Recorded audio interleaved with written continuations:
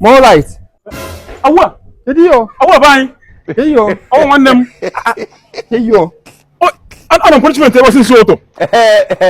I look, I tackle you on a camera case in Tampago. We go to December. Oh, Mponi. More light is your name, Chia. Yeah, Mpamo Basi Okada. We're betting you will back Christmas. when you help me in a relationship. Oh. Eh? Well, the decision is reason I'm working.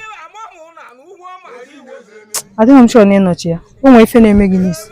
Oh, we finna man. You want to go first? Oh, ask for go. We go. Am I here? Awua. Well, I think you naga. I dey come.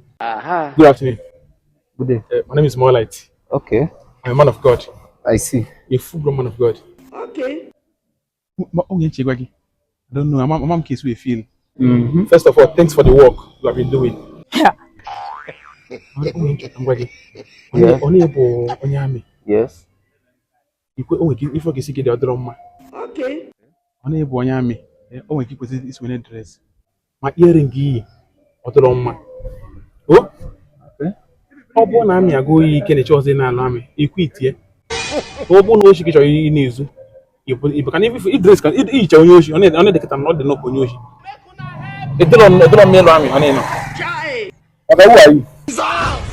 Oh God. A man of God. Roman of God. What don't money? Oh, I can stand over my brother. Oh, Hey, let me carry this block. You keep for this side. Be fast about it. I don't get time. Nancy. Nancy, bien.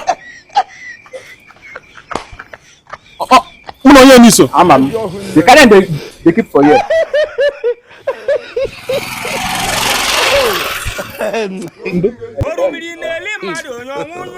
Hallelujah.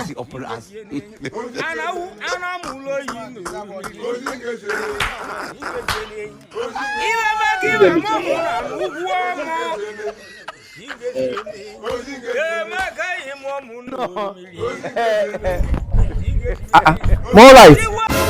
Awua. Yo. Awua buying. Yo. I want them. Yo. Awua buying animal. Yo. Oh, women. I'm punishment ever since you to come never. Oh, your punishment. Can you? Am I going to be here? I'm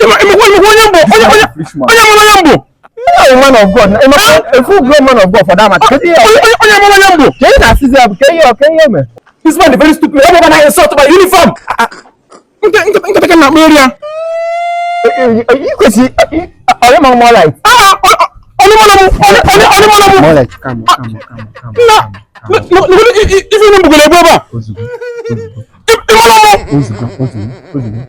Be careful.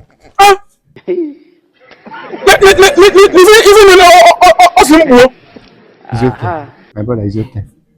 It's okay. It's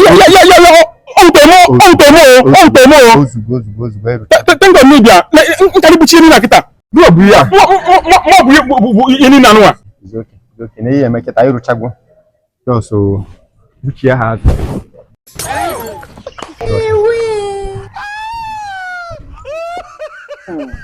okay. This is hey, they come back. Be fast about it now. I have a bleeding dog. I'm a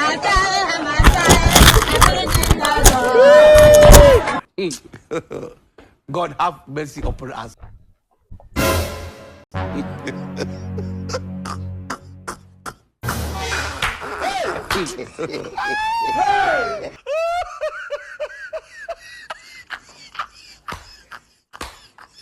No.